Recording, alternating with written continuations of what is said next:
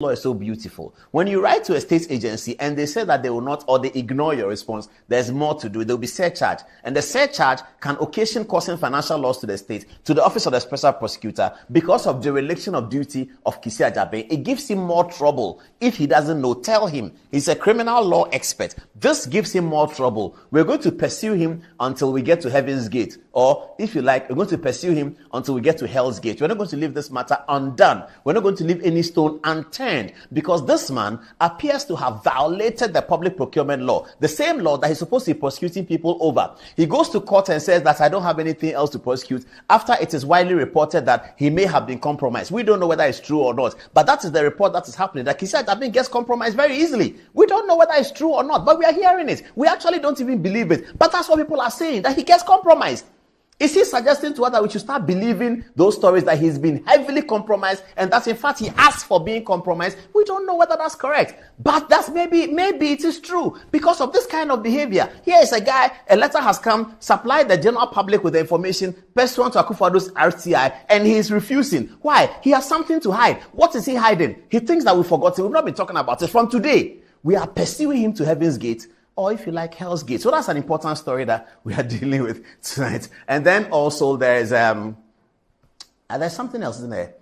There's quite a lot coming. Where do we start from? That's always the important question. We start from the Emirates. Arsenal have put 5 past Chelsea, giving them a better chance of potentially winning the title. But the Arsenal against people, they call them ASU, Against Supporters Union, ASU. When the game is about to start, they form. So ASU is the biggest ad hoc committee I've ever seen. They are formed before a game, and then they are dissolved immediately after the game. And then they are formed for another game, because all the parties in there, they cannot do ASU for the next game because maybe Liverpool is playing. They cannot do ASU for the next game because maybe Manchester United is playing. So they do ASU for Arsenal, and then the next time they change. So it's the committee that gets dissolved as quickly as possible. ASU people are telling me that Arsenal was expected to win the game. The bookmakers made them 66 to 70% potential winners of the game. This is not the important game. The important game is the one they are going to at the Tottenham new stadium. That's the big one, not this one. With this one, they have pulled up 2 points? 3 points ahead of Manchester City. Is that correct? Yeah, 3 points ahead of Manchester City. 4. Oh, it's 4 points ahead of Manchester City, actually. But Manchester City have 2 games in hand. If they win the 2 games, that's 6 points, brings them back on top with 2 points ahead of Arsenal. But as Jose Mourinho said, a game in hand is not 3 points. Let's go to the touchscreen. You go to the touchscreen first and tell me what you got. Let's go to the touchscreen now and see. I don't know whether I should wear this jacket. Sometimes it's too hot these days. Let me put the jacket on the table. If you think I should wear it, just send me a text. I'll wear it, no problem. But for now, I will go like that. So that is this is White. Yeah, Ben White. I saw his goal. It was a good goal. But Trossard did well with the first goal he scored. Yes. Is he left-footed, Trossard? Ambidextrous. Oh, then he's good. Then he's good because he played it on the left, yes. And it was a good shot. Very good shot. Oh, I like that guy. I'm just sad that he's 29 already. Yes. I'm wondering where he had been all this time. He's such a very good player. Yes, from the lower leagues in Belgium, and he came to Brighton. And he has a very bad agent. If Slateta was alive, it should have been his agent. You send him to Chelsea or one of these. He's a very good player. Well, Arsenal people will be angry with me that why should he go to Chelsea? You know? But Arsenal don't win Champions League. They don't win it. You know, Chelsea has won Champions League recently. Chelsea is not going to win one anytime soon. Well, Chelsea can win next season. This season is over, but next season they can turn it around. Okay. Because they seem to have what it takes. There's a missing jigsaw in there, and then that's what they are finding. Anyway, tell us about where we are in the English Premier League. Yes, so match week 34 is getting very, very hot. And then Liverpool will be playing tomorrow, the Merseyside derby. Tomorrow at Goodison Park, very, very tough game. Oh, they play Everton. Yeah, Everton tomorrow at Goodison Park. And Everton won on Sunday 2-0 against Nottingham Forest to boost their relegation battle hopes. So Liverpool need to win. But at all costs. And they are away at Goodison. Yeah. What's been their record recently at Goodison? So it's very good though. The last time they lost there was just 5 years ago. So they have won since that time. So Mohamed Salah will be playing? Yes, hopefully. He was benched for... Will the schoolboys be playing? Oh, no. Now it's all seriousness. They brought in Alisson, they brought in Trent, they're all coming back. I still think, you know, the Attorney General is a Liverpool fan. He doesn't agree with us, but we still think that Jurgen Klopp is the best. The kind of team that he has used to get to where he is, the guy is the best coach. Yes. Even Alex Ferguson couldn't do that. Somebody drew my attention. Actually, it was a parliamentary candidate for Wenchi. is going to be Wenchi and Pico Frimpong, the former sports reporter. It drew my attention to the fact that we always talk about Alex Ferguson, but we don't remember that Ferguson was buying players very expensive. He bought Rio Ferdinand from Leeds United, breaking the roof. 2003. Almost all the big transfers has been Ferguson. He bought Robin van Persie from Arsenal, breaking the roof. Ruud van Nistelrooy He bought Ruud van Nistelrooy, breaking the roof. Then he brought this guy, Juan Sebastian Veron. Yes. He just broke the roof. He bought Wayne Rooney from Everton for such a... Rooney was 18. He bought him for some big amount of money. Andy Cole. So we all forget that Alex Ferguson was spending a lot of money. Not to take anything away from his coaching prowess, but sometimes we think that Ferguson was using anybody to achieve results. No, he was buying very expensive players. So if you look at Jurgen Klopp, what he's done this season, in fact, since Klopp came to Liverpool, I don't think that he spent more than 120 million on a single player. No. It's just Van Dijk. It will be Van Dijk, 75. Well, I mean, buying a defender at 75 million is expensive, but Rio Ferdinand was a defender too. And then even at that time, 2003, around 40 million was... it was huge. Absurd. It's today's 200 million. Yes. In 2003 for a defender. Klopp. Shouldn't United be looking for Klopp? Or is he tired? He's going on a sabbatical for 2 years. He's tired. He's tired. Maybe he's looking for the German national team. Yeah, the German national team. That's where he wants to. He's worn out. He's tired. Yeah. He's tired. He's done a great job. Arsenal had 10 shots on target. Chelsea had only 1. So it was a mismatch today. Havertz, their former player, scored 2 beautiful goals. When I asked my wife, who's a Chelsea fan, that what's going to happen, she told me that because Cole Palmer is not playing, she's lost hope. And I think that's what happened. So now there was no Cole Palmer. Yeah, he was sick today. He had some. But that's a major blow. Is he sure? Is he sure he was sick? Or, no, he's just tired. Or there are some things going on? He's just tired. They wanted to rest him. He has been, saving Chelsea time and time again. So I see. Havertz here again. So yes, let's talk about this guy, Declan Rice. He's in contention for being the PFA Player of the Year. For a DM. PFA player? Yes. Okay. 6 goals, 5 assists in the Premier League. Is he DM? He's a DM. I thought he was forward more than DM. But since he came to Arsenal... Obviously, DM is a defensive midfielder. Sorry. Yes. He said, but you see, nowadays, it's not like the Roy Keane type of days that they were so robust, Makelele, that they were so robust, sitting deep. Now players move forward. So he's doing like Essien? Yes, Essien kind of... Essien was a DM. Yes. But he played forward and he scored many goals. Yes, Essien was quite advanced. So that's what he's doing. Okay. So today, our brother Partey also played and gave him much more freedom. I saw very, Partey. very I saw good. Partey. Very, very good. No, but if you look at today's game, I think Partey was playing the DM role. Yes, Rice was going forward. So Rice was doing Rice 8 and 10. Yeah. And Partey was doing 6 and 8. Yeah. He gave Rice the freedom to do whatever he was supposed to do. If Partey was healthier, Arsenal would do very well. Last season, when he got injured, and that was it. When he just got injured for like 2 weeks, that was it. So they need to take Partey to the Tottenham game.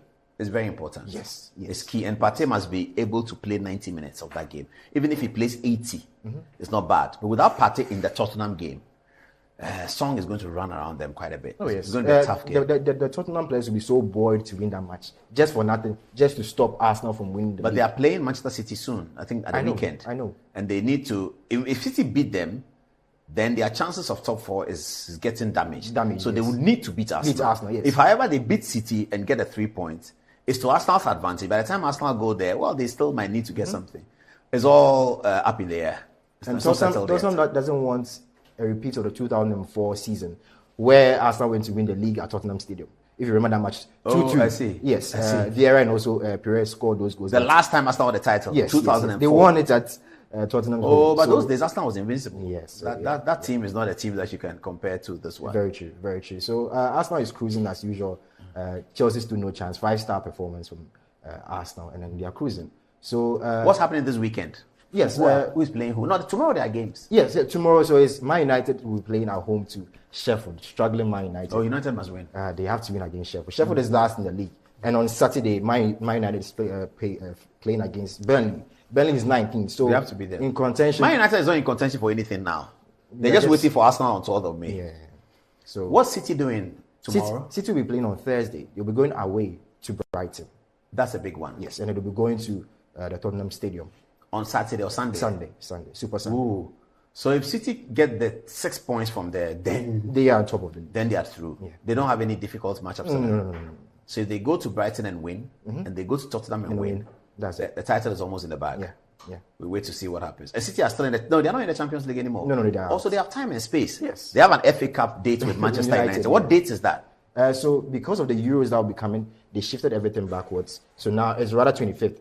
Instead of the Champions League being 25th, so rather the FA Cup is rather 25th May, and the Champions League is 1st June. So that's a week later. Yes.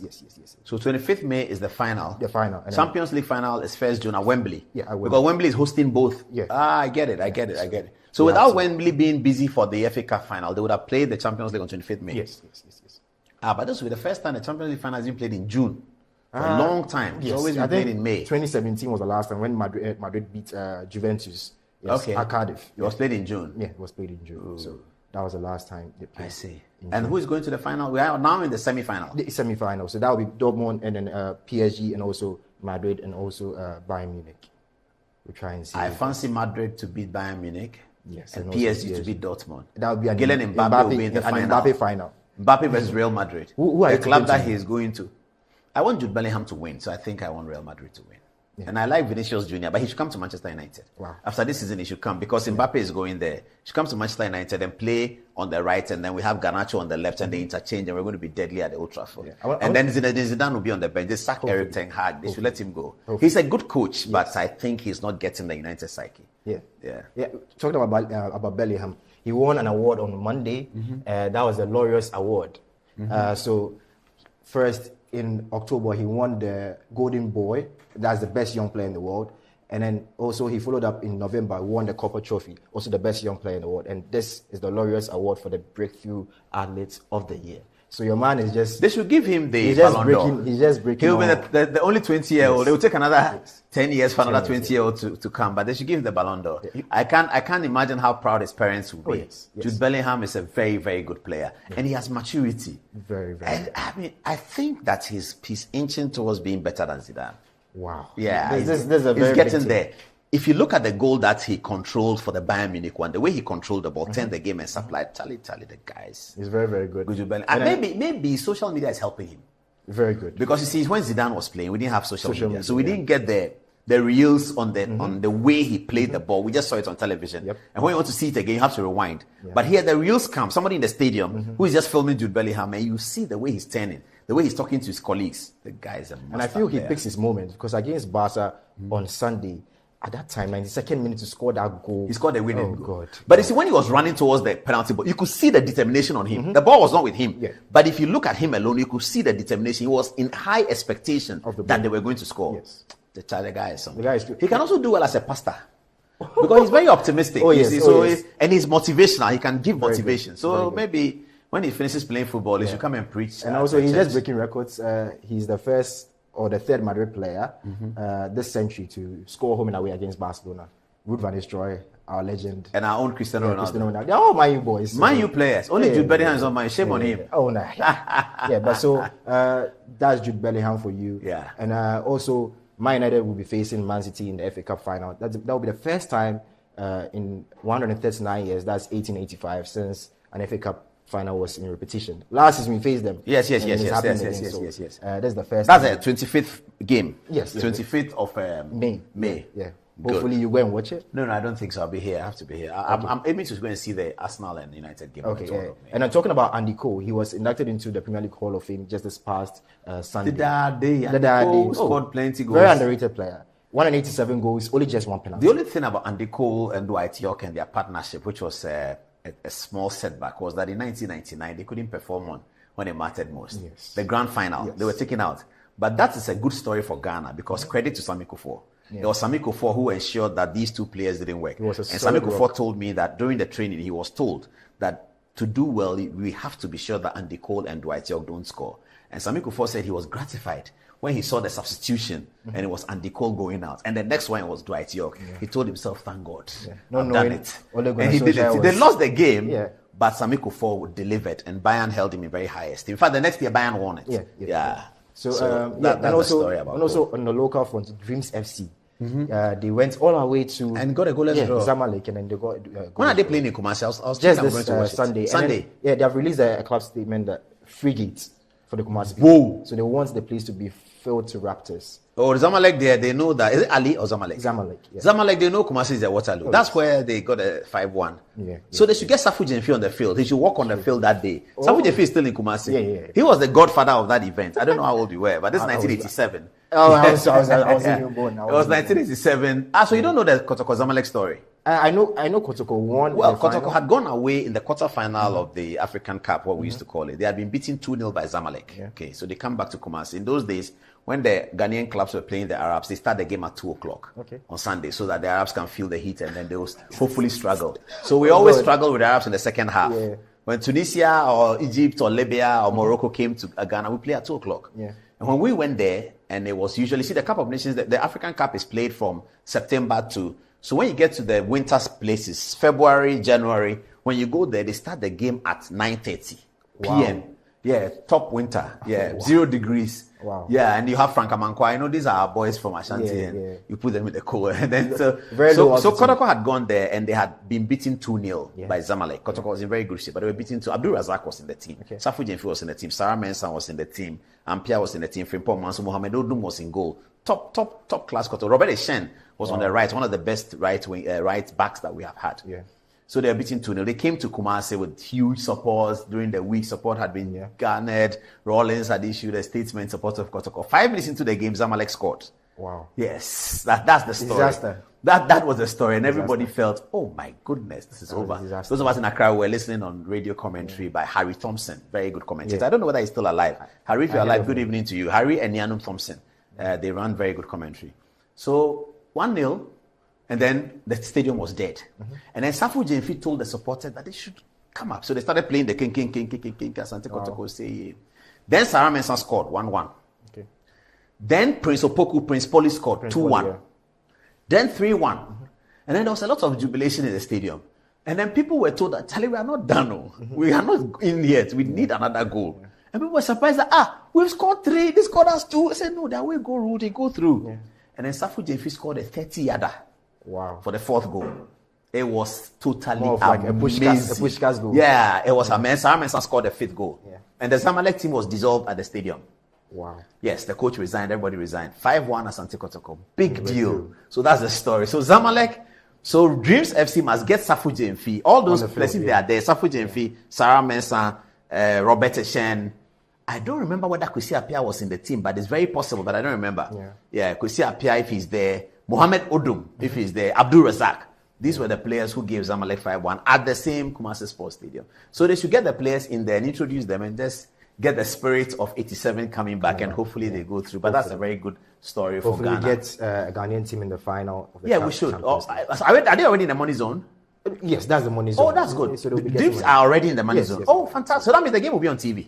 Yes, it'll be on TV. Oh, okay. Is DSTV showing it? Hopefully Star Times. Hey, Star Times. But DSTV might show. I think I have to check. Check on then on Thursday. Let's tell our viewers where they can watch that game. Those who cannot be in Kumasi, where they can watch that game. Hopefully they qualify and then they go to the finals. That'll be the first time a Ghanaian team goes to the finals since Kotoko and Hearts. Is this semi-final? Yes, this is semi-finals. Champions League semi-final. African Champions League. Confederations. Oh, Confederation. Yes. Oh, okay. Yes. No, Hearts of Folk have been in the final. India and Kotoko were in the first final. That was yes. So Hearts of Folk have won it. Yes, against Kotoko. Okay. The penalties. Yeah, I was there. I was Kotoko PR all the time. I was very much in the stadium. Wow. So I don't want you to say. I don't want to remember. So that's where I leave it. So you have to leave my touch screen right now. You don't come and remind me of things I don't want to remember. Viewers, after the break, we have a lot of power coming in, a lot of politics coming in. Who are these? Okay, do you want me to do this one just quickly? I think they want me to do this very quickly. Yvonne Nelson is in the middle. Bright Simmons is here. And this is my friend Franklin Kujo. So what's the story? Now, Yvonne Nelson conducted a demonstration. I'm sure we all remember, except those who were born in 2018. Good evening if you are born in 2018. Please go to bed. It's late. Now, Yvonne Nelson conducted a demonstration then. Is it a protest, I should say? Is it a demonstration? Protest march. Protest march against Doom. So we hadn't planned it. We would have brought you some of the videos so you see it. In those days. We are learning today, however, that in doing so, Yvonne Nelson was heavily supported by Imani. So Yvonne Nelson, as you know, we are still experiencing power crisis, and many people have been criticizing President Akufo-Addo for going to Kumasi to launch the Ameri plant without explaining. I have something to say about the Doomsaw, but I'll say it soon after I've done the story. I spoke to the chairman of ECG today because I was worried. They turned off my lights in the morning, and then I left the house, came to the office, and I told my guy that when the lights come, she should call me. Called me, said the lights has come. I went to, as soon as I go, the lights went off again. And I was like, wow. So I picked my phone, I called the guy, I said, Masa, what is happening? So he told me the story. So I'll tell you. Let me finish with this though. Now, Yvonne Nelson says in a tweet, and she tweets quite a bit. Yvonne Nelson says in a tweet that she tweeted something like sarcasm. I don't know how you want to call it. She said, "Hey, Imani, but won't you come and support me to do another demonstration?" I think, okay, so here's the tweet they put up. Thank you very much. Here's the tweet. It's Yvonne Nelson writes, it says, "Imani Ghana, can we organize another vigil? ? I've been waiting for you to reach out like you did years back. Your team made our demo a success. I'm reaching out myself. The NPP and his leadership at Adodanko Akufo-Addo have taken Ghanaians for granted. Doomso once again must stop." Okay. 311.5k people watching is quite a bit. All right. So Yvonne Nelson put that out. Legitimate, isn't it? Legitimate. Okay. People have been making comparison with the Doomso that, oh, this Doomso is not like that. It's not 4 years. Fair enough. Atachi, the chairman of the committee, thinks that the government should issue a timetable. Chairman of the Energy Committee in Parliament thinks that the government should issue a timetable. Atachi is a member of Parliament for Abuakwa South, which is Akufo-Addo's constituency, as you may know. This is the same constituency Akufo-Addo had when he was president. But then Bright Simmons, have they put it there? Do you have that? Okay, yes. Bright Simmons comes up and says that we have, referring to Imani, we've been chasing ECG, pursuing CWM matters, fighting over gas value chain issues. Gense. Gense is a company that Imani has been probing quite a bit. Probing power tariff proposals, highlighting IPP debt buildup, etc., etc. I'm afraid I've never seen Miss Nelson amplify any of that work, ever. Not even a retreat. Now, why is that? Hey. Bryce Simmons is a presec, and I call him Manche. Manche, if you are listening, how are you? I call him Manche, I call him Manche, so we are together. Don't worry. Those days, after Good Evening Ghana, when we used to be in Laboni, right? After Good Evening, that's the only time he can see me. That's the time I can see him. After Good Evening Ghana, he comes to my house and then we sit down. If Bright comes to my house at 9 p.m., we'll talk till 4 a.m. And I enjoy talking to Bright Simmons. We argue. The talking is not, it's just argument. Oh, you have done this, and your government, and I say no. We are fighting, and we drink our palm wine. Okay. We will go to East Legon. There's a place in East Legon where they sell palm wine. Late in the night, Olympia's place. She's moved from there now to Oak Plaza, whatever it's called. Jam Rock, yes. But Simmons likes going to Jam Rock. So I'll go with him to Jam Rock. We sit down and drink palm wine and talk about matter. In the night, palm wine in the night too. That's why I want the children to go and sleep. This program is for adults. You don't drink palm wine in the night until you are old, very old, very, very old. Okay. So Bright is a big brain guy. No, you can't take that away from him. Bright is a big brain. So Bright Simmons says that, but you, Yvonne Nelson, what are you talking about? You are talking about Doomso. When we started talking about ECG, we started talking about the gas value chain, the things that we thought would take us into a difficulty in energy. We have been discussing them. You, Yvonne Nelson, you haven't said anything. Then today you come that we should come and support Doomso demonstration. What's wrong with you? Why haven't you supported it? What shall I say about this, viewers? You decide. You send your text messages to Good Evening Ghana official. And I was going to say the ECG matter, but I didn't ask them to get me Herbert Crapper's photograph. It will take a while. They'll get it for me. After the break, that's the first thing I'll deal with. What did the ECG chairman tell the Good Evening Ghana host today about the Doomso situation? I asked him that, Herbert, can I tell the general public that?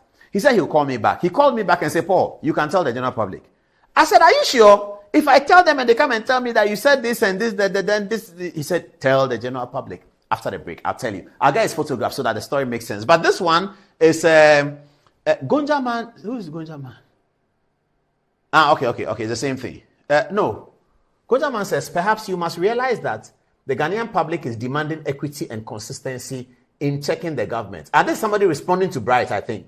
If the vigil was used to press for fixing Doomso during NDC, surely it's justifiable to wonder why blah, blah, blah, blah, blah. Okay, all right. But the question for Yvonne Nelson too is that, yes, the people have been talking about energy issues. If you are interested in energy issues, the people have been talking about energy issues. You haven't said anything. It doesn't mean that Imani should not support a Doomso demonstration or a Doomso protest. It doesn't mean that. But this is the story.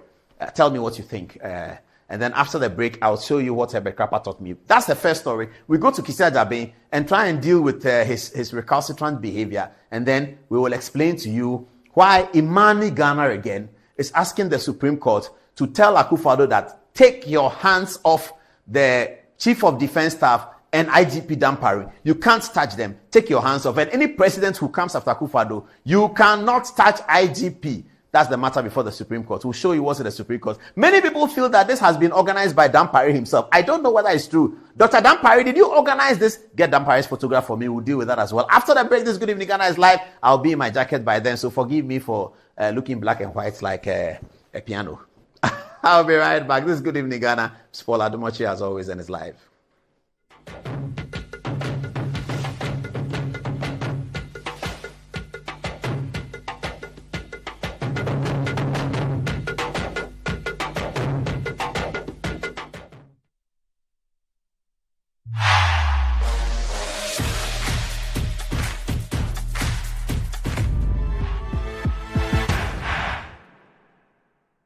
Fortune rice. It's me emu ediane biara. Yansu kakre bipe. Emu no nkikamu. Na ne hwam ne dedie. Delicious.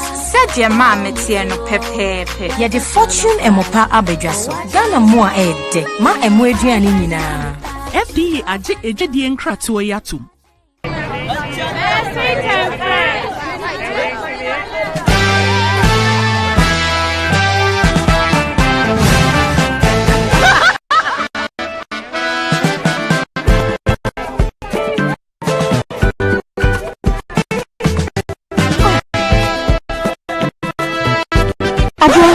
Frital has sachets and in different sizes too. You didn't know?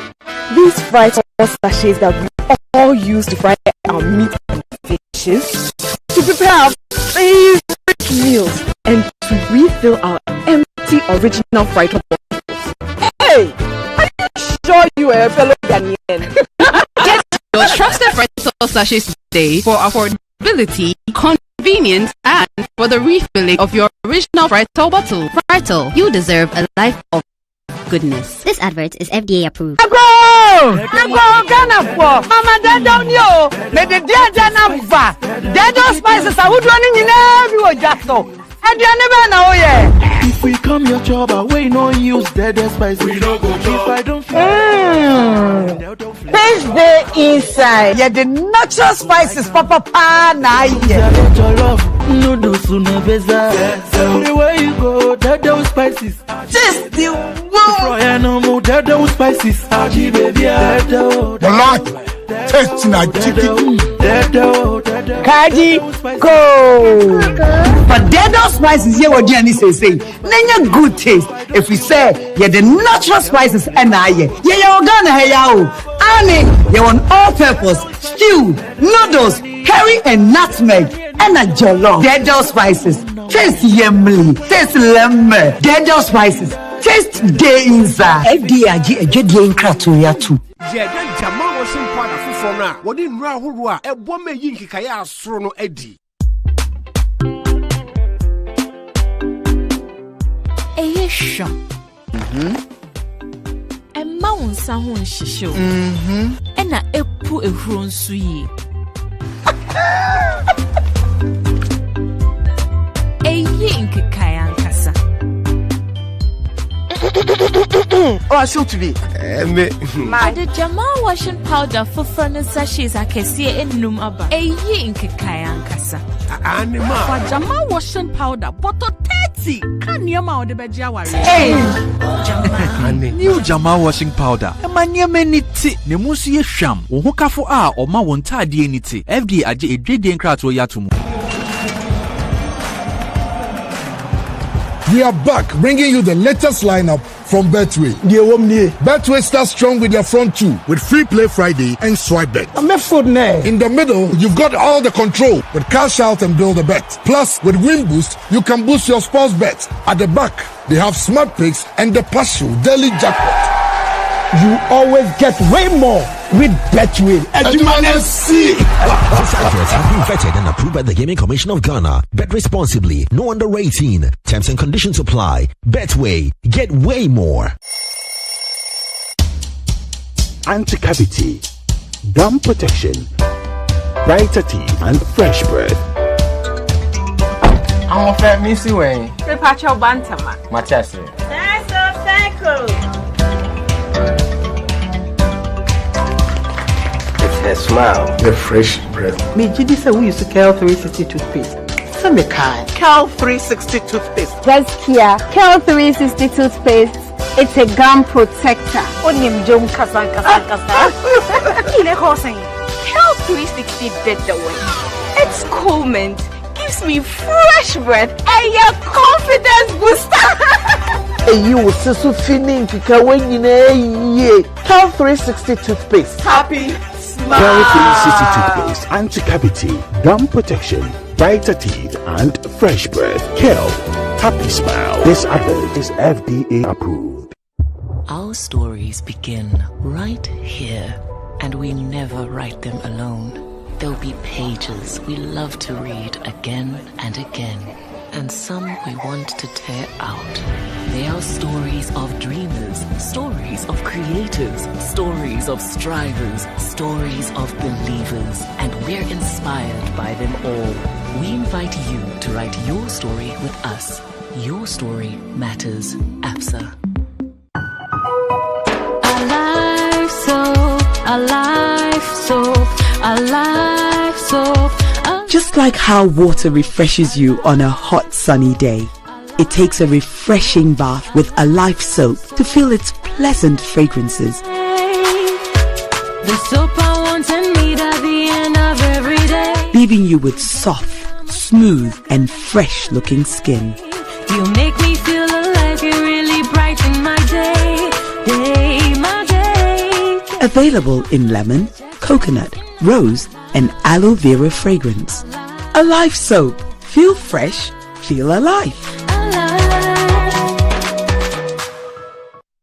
Welcome to help.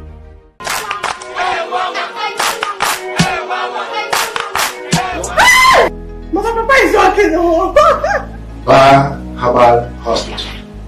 Specialists in every kind of bone disease. Bar Herbal Hospital. Hey baby, a saga with beer. Nanso, yare timi sapa dompemu yare. Spinal cord, swelling of the arms, arthritis, bone injury, swelling of the leg with reddish color around it, and so on. See, Bar Herbal Hospital has special ultra-modern machine for checking up the body. I have tried them and I got good results. Try Bar Herbal Hospital.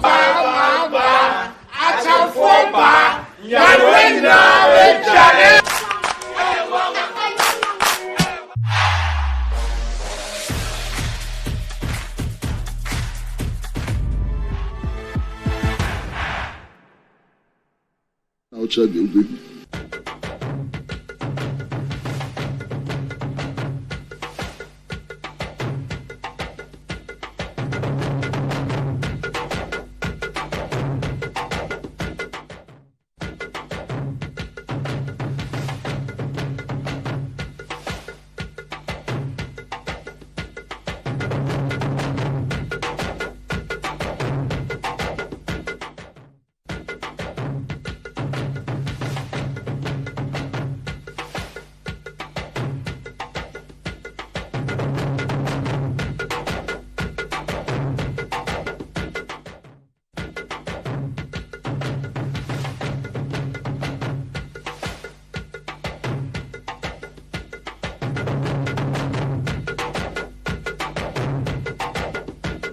think he understood the question himself is asking.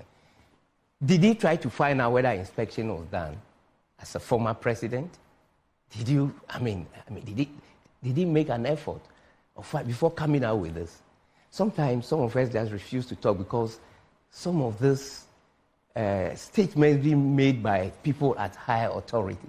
If I'm a former president, I would never say this type of thing. Did he try? He knows me well. He could just find out from me from the office. Oh, my minister, my boy. Then we'll tell him the truth.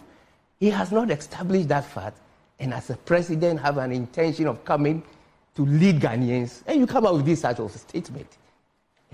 I don't know. Surprisingly, this type of I don't know how to describe it, but His Excellency John Dramani Mahama, this is below the belt. I am sorry. I give you all the kind of respect But I expect you to find out first. This is below the belt. A former president. You are not even an engineer. These are 16 qualified engineers brought down from Poland. The inspection and the test run is not conducted by Ghana government. This wasn't done by your ministry? No. I told you that the contract specifications specify the time of transfer of ownership. So the train is not our train. We have not taken delivery 100% ownership of the train. But the track is yours. The track is ours. We own the track. So that's the point he's making, that if you own the track, then the inspection of the track will be your responsibility. Yes, of course, and that has been done.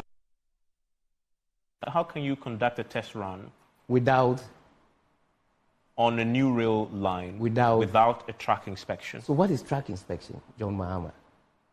The track inspection, what does it mean?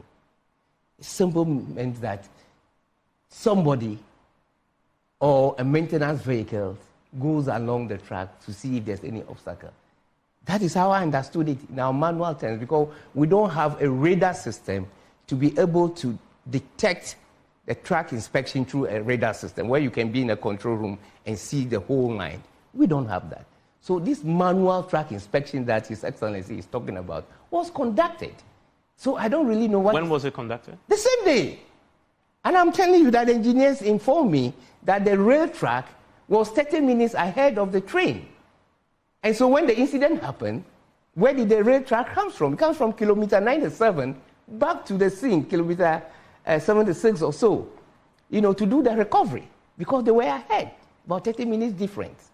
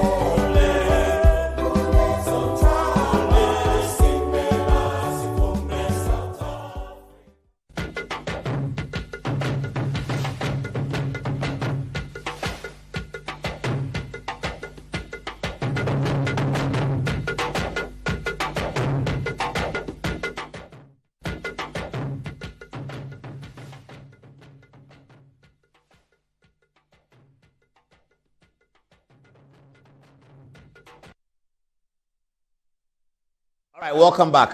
The majority opinion was that I should wear the jacket. So I'm in the jacket now. I look like a pious priest, isn't it? By the grace of God. All right, I'll take the text messages now. Did you see the video that they were showing? Peter Amewu is fighting with John Dramani Mahama. What are they fighting over? Well, John Dramani Mahama says that if he were president, he would have inspected the rail. I don't know whether his advisors asked him to say that. I'm sure they did. Peter Amewu says that there's no dereliction of duty. He inspected the rail. And that he also said something about this train going to Mpaka that President Mahama was not happy about. I'm surprised that President Mahama will not be happy about something going to the Volta region. That's a stronghold. That's where he's going to get most of his votes from December this year. So I'm surprised President Mahama will say anything about that. But that's what Peter Amewu reports. We're here to verify that story. That's why we're not using it. When we verify it, we'll use it. But I'm surprised to hear that President Mahama will complain about something going to Volta region. Peter Amewu insists and maintains that President Mahama said that, and that he's from the Volta region, and that the people in the Volta region also deserve something. So in Pakadan, the train going to Pakadan will open up the Volta region to trading up north on the Eastern Corridor to etc. etc. Akufo-Addo has done well, hasn't he? He's done well. Yeah, the lights are off. We're all struggling with Dumso, but now I have some Dumso information. Okay, Herbert Krapper is my good friend, and I've known him for quite a few years now. I knew him since 2006 when he came to Akufo-Addo's office and became the president's personal assistant and spokesperson. That's why I know Herbert Krapper. He's a very brilliant man. Today, when I had my own experience, the experience I already shared with you, come to the office and then there's no light in the house. I called the house, actually, today is Tuesday, I need to come home, and I like to do my production thinking and preparation from home. My rehearsal, standing in front of the mirror, doing these things. I like to do them at home, because when I do in the office, then somebody enters your office, they start wanting to call the psychiatric people and say, Charlie, Mr. Adomochi, it looks like there's some problems. So I do it at home. I don't do it here. So I told my guy that, Charlie, when the light comes, call me. So he called me and said, oh, the light has come. Rush. So I was about to start the thing. No, the light went off again. I can't come back to the office and come back home again. I was terribly frustrated. So I took my phone, dialed Herbert Krapper's number. It rang, he didn't pick up. I said, like you see. I was there, he was calling. I said, he's calling me. I picked. I said, Honorable. He said, Mr. Adomochi. I said, Charlie, but what they go on? He said, why? I said, you didn't ask me why. No, you'll be ECG chairman. He said, oh, Adomochi, calm down. Today, I'm adding 200 megawatts. You know that the minister is in Holland. I said, I don't know where the minister is. I don't care. What is happening? He said, the minister is in Holland. He sorted something out. I said, oh, so when? He said, I can assure you, within the next 10 days, we are getting enough to set all these things down. Everything will be fine. I said, Herbert, are you sure? He said, take it from me. In 10 days, everything will be fine. I said, the doomsday that we are suffering, 10 days, what are you going to do? He said, but today, Tuesday, I'm adding 200 megawatts. So today, we are not shedding as much as we are shedding. I'm adding 200 megawatts. I'm telling you today, because something has come. And I'm going to fix it. Because when the minister comes back, he's already called me. It was past 11 o'clock. He said, it's past 11. He's finished the meeting. He's spoken to me. We are fine. In 10 days. It could be 1 week, but I said, okay. Should I go and say it on TV tonight? Then he said, wait, let me come. I said, you see, you are giving me. Say, you wait. I put the phone down. I said, these people, anyway, I'm going to report them to the vice president. Then he called. I picked. I said, Chairman. He said, Paul, you can say it on TV. I said, oh, wow. I'll put your picture there, say, put my photograph there and say it. So this is Herbert Krapper. He's the chairman of ECG and deputy minister for energy. He has told me today that today he has added 200 megawatts. He has told me that I should mark today's date. 1 week, maximum 10 days from now, he will be able to resolve the doomsday matter and they will be able to make a statement in Parliament. I heard Parliament complaining today that Matthew Poku Prempeh, the minister, has not come to make any statement. I agree with Parliament. Matthew Poku Prempeh must come and make a statement in Parliament. But Herbert told me that by the time Opoku Prempeh is coming to Parliament to make a statement, he'll be coming to Parliament to announce that the doomsday that we had, the temporal power outages, is completely over. Now, John Mahama and the NDC, bring it on. Let the campaign start. Ha, ha, ha. That's what he said. I'm excited, but if he doesn't do it, viewers, please remind me. I mean, I'll be reminded because the light goes off. I'll call that. He said the thing will go off. 12 days now, the light has gone off. So that is Herbert Krapper. Viewers, if he's lying, I'm lying. But this is what he said. He said I should put his photograph there. I should mention his name. His name is Lawyer Herbert Krapper, LLB, LLM, BA, Barrister at Law, and Solicitor of the Supreme Court of Ghana. This is him. This is what he said. So, okay. So, we can relax more, but the light, Charlie, the thing can be painful. Hey, the level of the sunshine, when they turn off your light, Jesus Christ, it's criminal. I mean, when we were children, we actually used to enjoy light off. Please, do you remember? When the light goes off, we are running, we are happy, light off, because the light never goes off. In Birmingham, where I live, light never goes off. So one day the light goes off, we are happy, light off, then we are dodging the house help is coming, then we are dodging here, he can't catch us because there's light off. When the light finally comes, then we are disappointed. And those light off is the 10 minutes spell, then 15 minutes, Charlie, that 15 minutes we can play. Where's Kwame Ngwa? Me and him, Kwame Ngwa is in London. Me and him. Where's Niyama? We're together. When the light goes off, yeah. You see, when the light goes off, as big as the house is, you can cross the road and go to the next house. Your mother won't know because the light is off. So when you are passing by her, you do like this. She's sitting there conversing. You do like this, then you slip away. Then you go and knock the Amber's door. They say, hey, how did you get here? I say, Charlie, the light is off. Then we are excited. But, Charlie, today when the light goes off, it is painful. Painful to the core. It's not about politics, so it is painful. I now understand the resistance to John Mahama. I mean, we all resisted it. But the heaviness of the vote against John Mahama, I think, was animated by this doomsday thing. Apart from all the other things John Mahama did. This doomsday thing. Charlie. Herbert Krapper, please, keep it straight and narrow. Keep it truthful. Okay? All right. That's Herbert Krapper. Let's take the text message and we come and fight to Kisi Ajabi. And then we explain to you what the civil servants are looking for. Oh, yes! Afra Franto, yeah. Oh, yo. Alan Kyerematen is in the news today. My good uncle, Alan, Michelle, oh, Alan is a nice guy. I mean, if you know Alan Kyerematen, Charlie, when you see him now, you start smiling. Alan said, Afra Franto, yeah. When you see Alan Kyerematen, you start smiling. Daily Guide reported something that I didn't even believe it. Daily Guide 2. What is your problem with Alan Kyerematen's campaign? If 6,000 people have left, 6,000, the vote is 10 million people are voting. 6 million voted for John Mahama the other day. 6.1 million voted for John Mahama the other day. 6.7 million voted for Akufo-Addo the other day. What is 6,000 people have left? And the Daily Guide is telling us that Alan Kyerematen. Let's see the story. Over 6,000 defectors from Alan Kyerematen's movement returned to NPP. Is the story there? Oh, okay, it says, more than 6,000 supporters of independent presidential candidate Alan Kyerematen of the faltering movement. Oh, that is, whose word is it? Who is right? Is it Metro TV? Oh, but Metro Online too, why are you calling Alan Kyerematen faltering? Please, viewers, I read Metro Online a lot, and sometimes I write some of the stories, but I didn't write this one. I beg you. I didn't. I write some of the Metro. When you see on the Metro Online stories, it's me. But this one, I didn't write it. I beg you. I have to check tomorrow morning who wrote it. I have to ask Randy Abeda who wrote this story. But why are you saying faltering is, how do you know that it's faltering? No, I don't agree with this one. This is accusatory. The report is quite accusatory, but let's see what it is. I saw this story in Daily Guide anyway. More than 6,000, you've taken it away. Okay. More than 6,000 supporters of independent presidential candidate Alan Kyerematen of the faltering movement for change have returned to the New Patriotic Party and announced something. Please get me the Baumia video ready. That one, the Baumia, the one who went to speak with a tree song. Get that ready. Okay, let's see the next one. The next one is, it's good you left now. Abu Sakara tells defectors after return to NPP. So it's true. Oh, viewers, forgive me. I was criticizing Daily Guide for putting up a story that may not be true. From this story, this is from who? It's not showing the sources. Adom Online. This is from Adom Online. It looks like Abu Sakara has responded. You know, Abu Sakara is preparing to be Alan Kyerematen's running mate of sorts. I heard a story that I can't see on TV, but let me give you a gist of it. It's a meeting between Cheddar of Accra Academy. You know Cheddar of Accra Academy. That is Nana Kwame Bediako. Nana Kwame Bediako of Accra Academy and Apam Secondary School. The motto of Accra Academy, I didn't go to school there, but I've known it forever. Esse quam videri. Esse quam videri. It's in their song.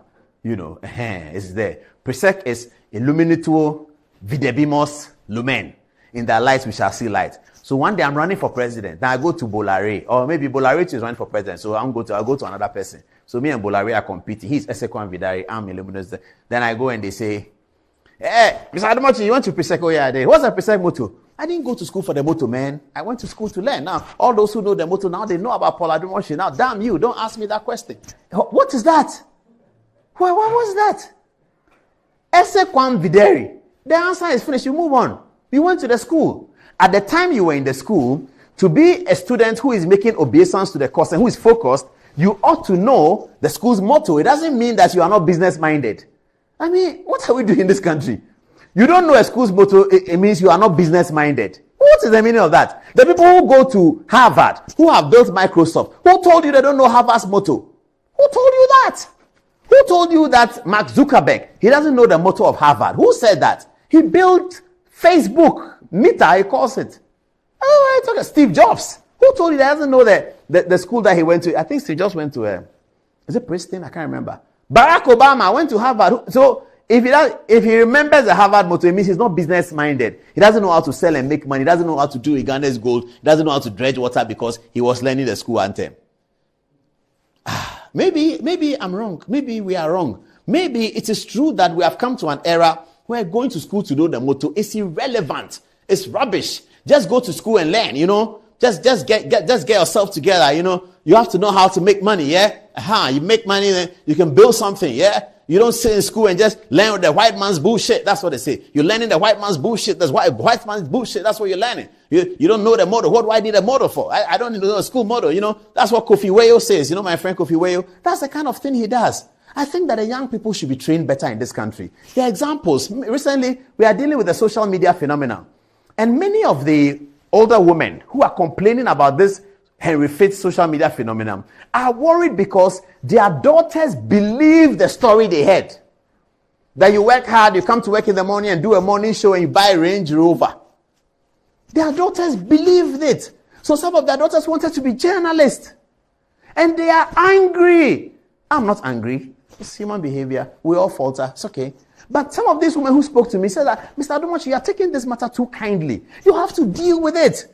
I said, what do I do? But when you were doing the tick and the likes and your daughters were pressing the follow button and follow, you didn't tell me that they are pressing. They don't press my follow button. They press another person's follow button. It's okay. That is more beautiful than this one. So it's fine. So please, I will do my best. But don't tell me I should come on TV and I should come and shout on somebody's daughter. I cannot do that. I said, no, but you have to do it because you are a good example. I said, how do you know I'm a good example?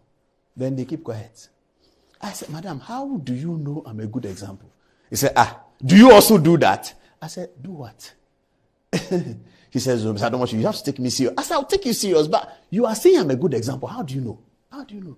You thought somebody was a good example. Today you found that the person is not a good example. You are thinking I'm a good example. Why? How do you know? What have I done? How do you know? So, you see, it is about the young people. As for me, you can do anything you want with me. Me, I'm going to be 50. I'm fine. But the young people, 25. You have to tell them the truth. What is it that you go to school, you don't need a motto? The people who did the motto, they all know about me. Really? What should we do? Anyway, so I changed the thing. I've come back to my original. Abu Sakara says it's true. He says, it's good you left now. Abu Sakara tells the defectors who have returned to NPP. Defectors to why are you returning to NPP? Did you leave NPP to join Alan and you are returning? Well, anyway, is there any other story? All right. I think that's about it. I'll get the social media comments right now. But let's go and watch this montage from Alhaji Bawumia. Maybe Bawumia's prayers are working. You see, because Alan Kyerematen and co left MPP to expose Bawumia. They wanted to have Bawumia exposed. They wanted to embarrass Alhaji Bawumia. They wanted to suggest that the process that elected Bawumia as presidential candidate of the New Patriotic Party was a failed process. And they were not able to achieve that because Kennedy Japan, who came second and not Alan, said to the general public on the day of the voting that the election was fair, that he had lost fairly. That was significant. Beyond that, Alan Kyerematen has been doing his things and people give him attention. I watch everything Alan is doing. I like him, so I watch it. And so they have continued to, and Alan had even gone for it to say that Bawumia is a Muslim. He didn't mention his name. He said, don't vote for non-Christians. So the whole Alan Kyerematen situation has been designed to embarrass Mumuni Bawumia. But God is a different God, though. So, please, play the song. Good evening, sir. Play the song. Get the Bawumia montage for him. Dr. Bawumia, please don't worry. Keep praying. But, Dr. Bawumia, there's doomsday must stop before you start your campaign. If you campaign and there's doomsday and you come to our town and there's doomsday, we will be using torchlight to shine your face. We won't listen. We will shine your face with a torchlight till you go away. Please, the doomsday master. Hebekrah process is going to stop. I believe that it will stop. But today, perhaps God is telling Alan Kyerematen, Abu Sakara something. When God has raised his hand on somebody, you cannot fight it. And that is what Gamaliel told the people, that leave them to behave. We saw this person come, Judas of somewhere he came, people followed him, it didn't work. We saw people followed him, it didn't work. So if the apostle Peter and Paul, if what they are doing is not of God, it will show. But if it's of God, you cannot stop it. Give me the Bawumia montage.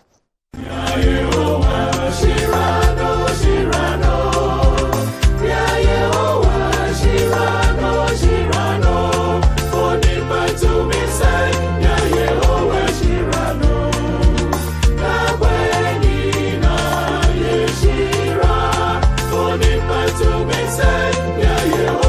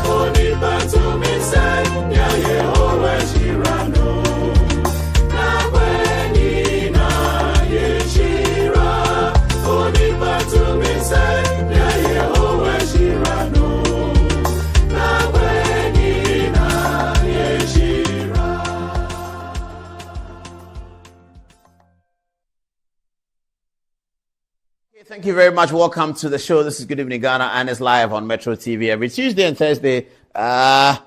What's the time now? Is my clock here correct?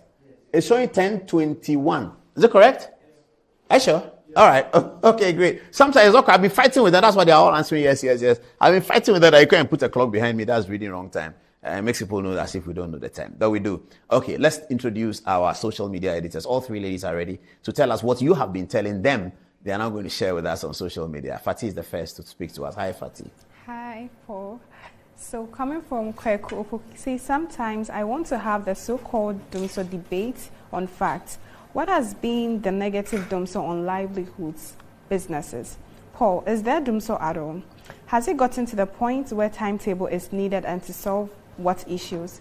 For me, this so-called Ghana celebs always wants to play with the minds of some polarized groups of frustrated young politicians to claim their fame. Can Yvonne tell us how the so-called Dumso have affected her businesses as compared to 2012 to 2016? This fake equalization of Dumso will not impact anything in her career. Her little credibility left is going to be wiped off. Now, Nana Kyerematen says Ghanaians should exercise patience. The energy situation will soon be fixed, but it also serves as a reminder of the dark days the NDC led by John Mahama took us through. Now, Shadrach also says Yvonne Nelson just wants to play a fair game and don't want to be insulted, because people will ask her questions and reference, but prospectively, I think Yvonne should relax a bit. And lastly, coming from Lily Walls, she says, so they don't like Dumso, but they want Mahama back. Ghanaians slept in Dumso for over 4 years, and I bet they've forgotten, because Nanado made them sleep in lights for over 7 years. Ingrate and short memory people. What do you have for us? All right, so we have from Sandra Banafo.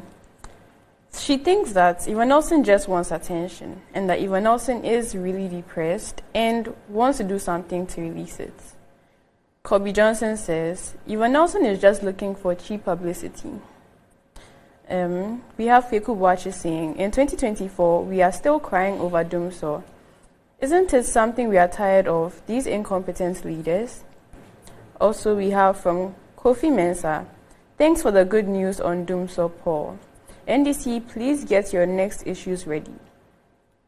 Lastly, we have from Nana Owusu Eduse saying, Herbert Krapa will sort it out for Ghanaians. He is capable of doing it. Right, so this is from Junior Akbar. He says, you cannot compare this lights out to the NDC regime. Dumso everyone, the NDC regime, Dumso everybody knows. It was just a clear Dumso. That is the reason why we are saying no to NDC and our former president. This one is from Kwame Isaka. He says, the show of the moment. Good evening, Ghana. I love listening to you every evening. In fact, Ghanaians will soon appreciate the good work of Nanado and Bawumia-led administration. All indicators geared towards positivity. Greetings to Honorable Alfred Obeng. Now, this one too is from Alhaji. He says, Bryce Simmons is just being childish. If money is paid for whatever you do, Yvonne Nelson is not a politician or an energy expert to be interested in technicalities in the sector. To respond to her, accusing her of not talking about your work is definitely a low blow. And this one is from Kweku Mensah. He says, and this is in reference to the football matches. He says, I remember the final between Kotoko and Hearts in Constitution Cup, when Kotoko scored their Confederation Cup, when Kotoko scored their goal, you poor in your Kotoko colors stood up in VIP stands to wave on Kotoko onto the Kotoko fans. Little did you know the magic hands. Okay, little did you know you have the magic hands there in football. This is from Kweku Mensah. Yeah. Okay, Angelo. I've got this message saying, Paul, I remember when I wrote exams in Dumso. To me, this is not Dumso. Well, quite interesting. So Obama says one of the biggest beneficiaries in the NPP is Alan Kyerematen. After enjoying so much in the party, he turned himself to be against the very party that helps him, shows his ungrateful nature. This is Obama saying this. Any serious patriots will never think of following Alan, so we welcome Adenta. Adenta Kobi and over 600 peoples back to the NPP. Continues, together we can break the 8 with Bawumia Abdul Kawiyo Khomeini from Yendi says, Paul, your man Musa Dankwa is misbehaving on Facebook. Maybe he's yet to come to terms with how you've educated him on data analysis. Regards to Alhaji Farouk Aliyu Mahama. Jude from Domi says, GTV Sports shows the CAF Confederation matches in response to the earlier issue on where to catch that game. This is a question saying, please, Paul, is there any editorial on the Otumfuo's 25th anniversary, please, and his biggest multi-purpose auditorium of more than 3,000 seats of capacity, even bigger than the National Theatre, which is 1,500 seats of capacity. Please, Paul, I want to learn something about the Ashanti Kingdom. On Thursday, we're going to have a program here dedicated to the Asantehene's 25th anniversary. I'm delighted to report that last night I met Otumfuo and we had a short conversation. There were other people there. It's not a one-on-one meeting. There were other people there. But I was in the company of the Asantehene last night. I was completely delighted to see the king. I've not seen him in a very long time. I've seen him in photographs. But I've not seen him for close to, I think, since Professor Mills was president. Then I saw him voting, and usually on voting they'll be in Kumasi, so I'm around the polling ballot, the polling booth when he's voting in Menchia Palace.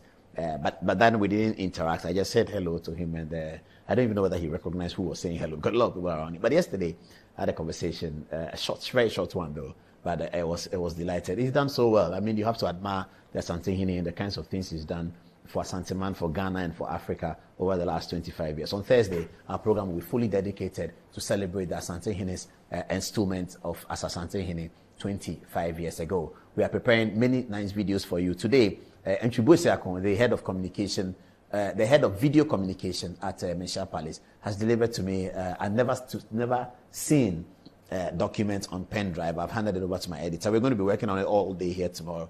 And Thursday we'll bring you a big Menchia Palace show. The show on Thursday will have us all wearing kente cloth in celebration of the Asantehene's 25th anniversary. So watch out for that. It's coming. Michael, do you have another message? Yes, right. So Nana Kwama Boateng says, good evening, Paul. Ghanaians should exercise some patience. The energy situation will soon be fixed. Dr. Matthew Poku Prempe, he names you, will fix it. But it also serves as a reminder of the dark days the NDC led by John Mahama took us through. Now, rushing through these, Akwesi Achampon says Arsenal will beat Tottenham, but Manchester City will be champions. Akwesi, you've forgotten that God is a Man U fan.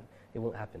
Anyway, we've got Daddy Papa saying, don't forget Joseph Carr, your goalkeeper, to the earlier presentations. Now, Evan Sasanti says, Paul, the way you've arranged your flags for the two political parties shows exactly how the election results will be. NPP first and NDC second.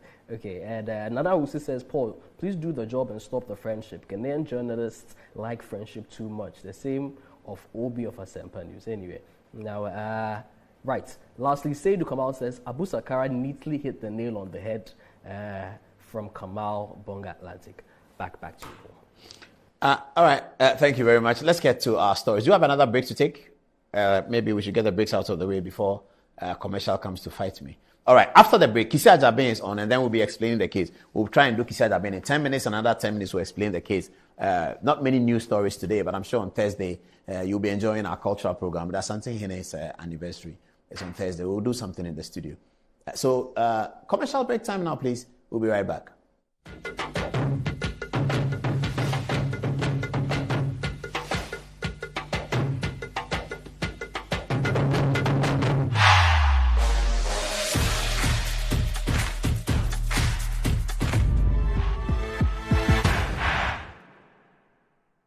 Fortune Rice, it's me emu ediane biara. Yansio kakre bi pe, emu no nkekamu. Na ne hwam ne dedie. Delicious. Said your mom metie no pepepe. Ya the Fortune emopa abedwaso. Ghana mo a ede. Ma emu ediane nyina. FDA aje ejedi nkratoa yatum. It's good to stay strong together.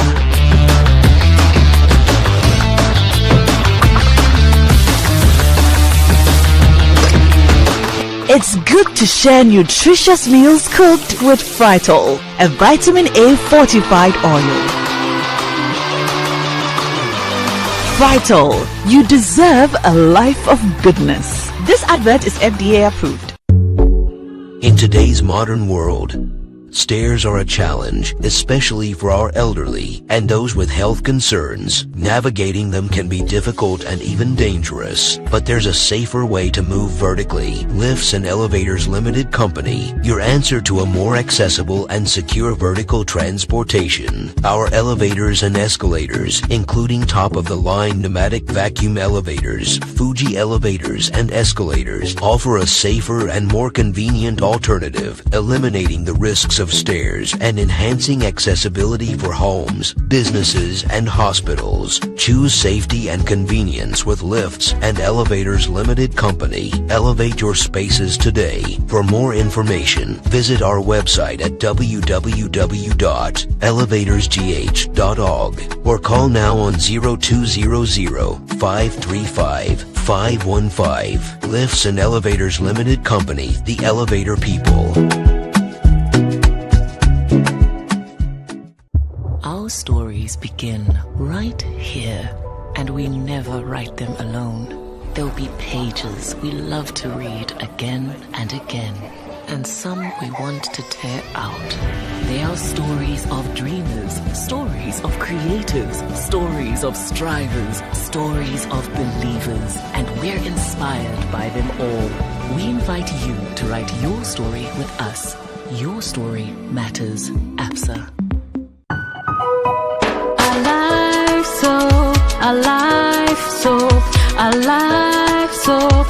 Just like how water refreshes you on a hot sunny day, it takes a refreshing bath with a life soap to feel its pleasant fragrances. The soap I want and need at the end of every day. Leaving you with soft, smooth, and fresh looking skin.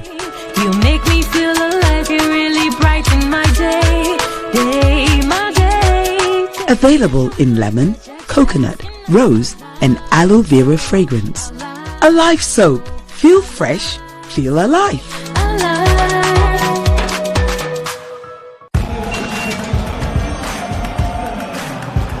We are back bringing you the latest lineup from Betway. Betway starts strong with their front two with Free Play Friday and Swipe Bet. In the middle, you've got all the control with Cash Out and Build a Bet. Plus, with Win Boost, you can boost your sports bet. At the back, they have Smart Picks and the Partial Daily Jackpot.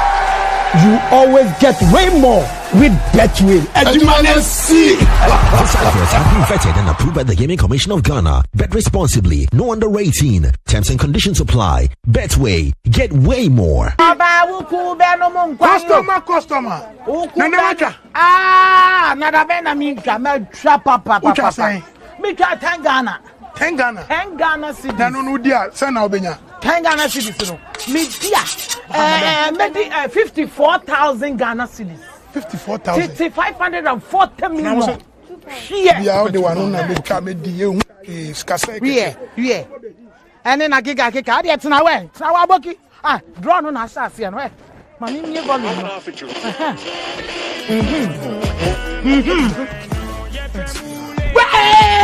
Customer.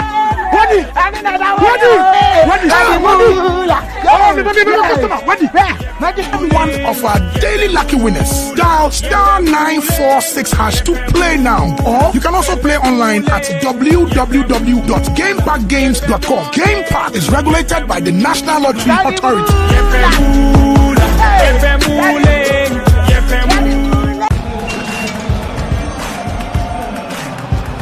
We are back bringing you the latest lineup from Betway.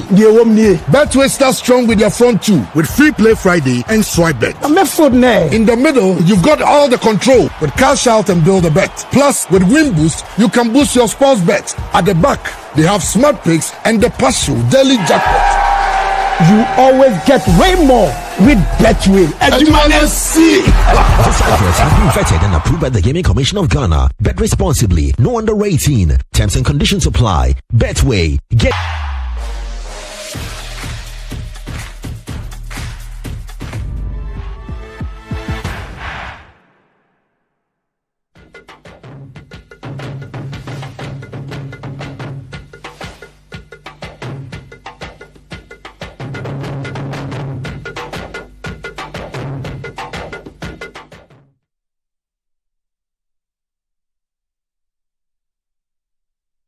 All right, welcome back. We're going to start the feisty parts of the show now. Is 36, so 6 minus 30. That's 24. 24 minutes to the top of there at 11 o'clock. We'll be ending around 11 o'clock. This is Good Evening Ghana and it's live. Okay. As a prelude to our conversations on Thursday relating to the Asantehene's 25th anniversary, here's a montage that we did for the Otum 4 last year.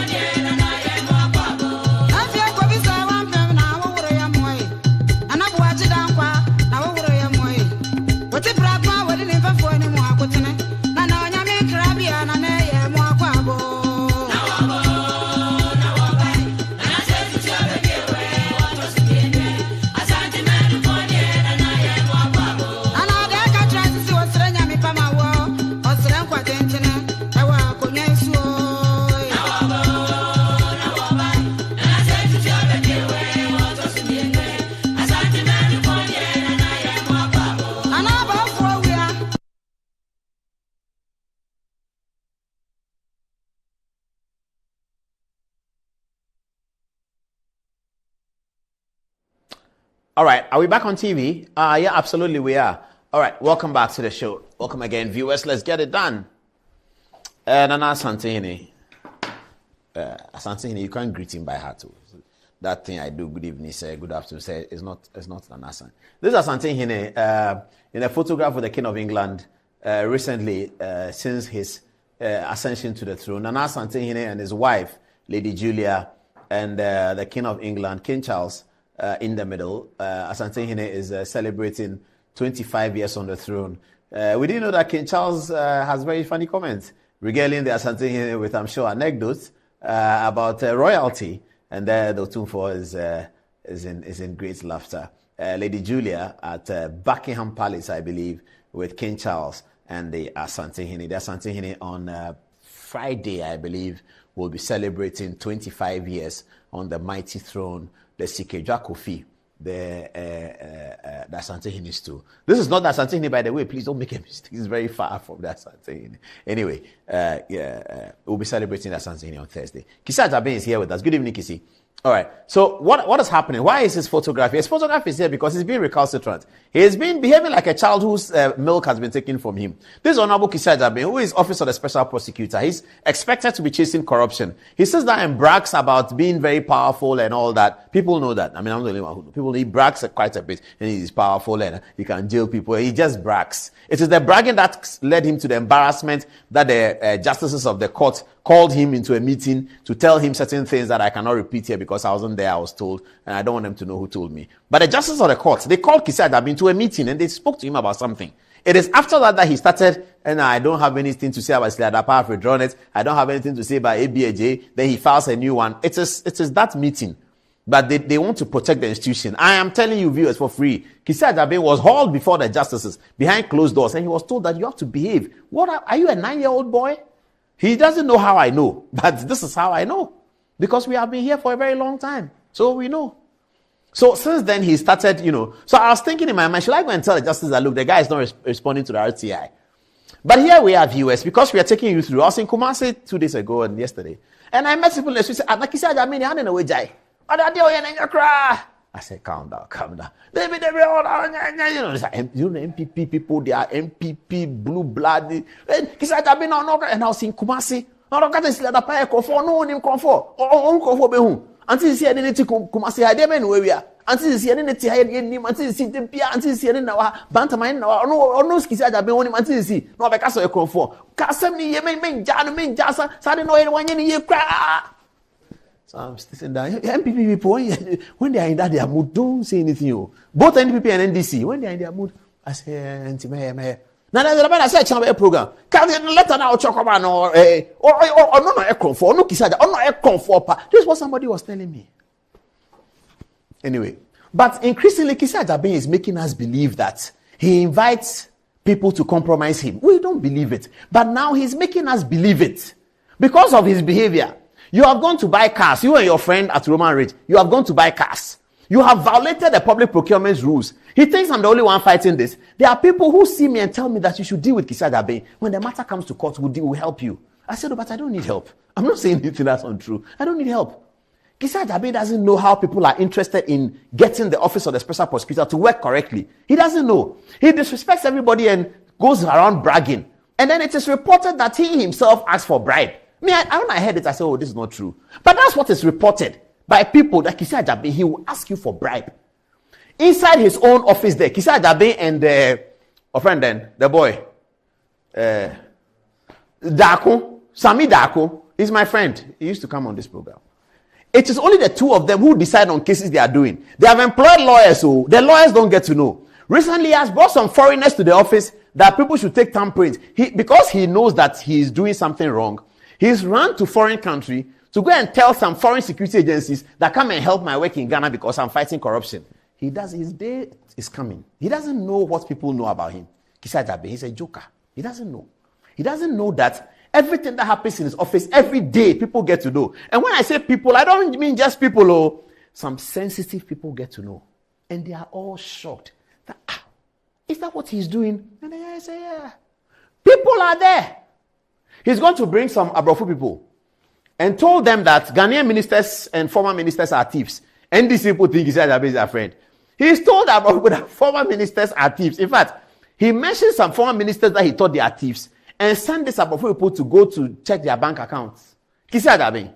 And these people, you think the man is your friend because he has met John Mahama once or twice. How did I know? You're asking me how I knew that Kisi Ajabe. But Kisi Ajabe told me.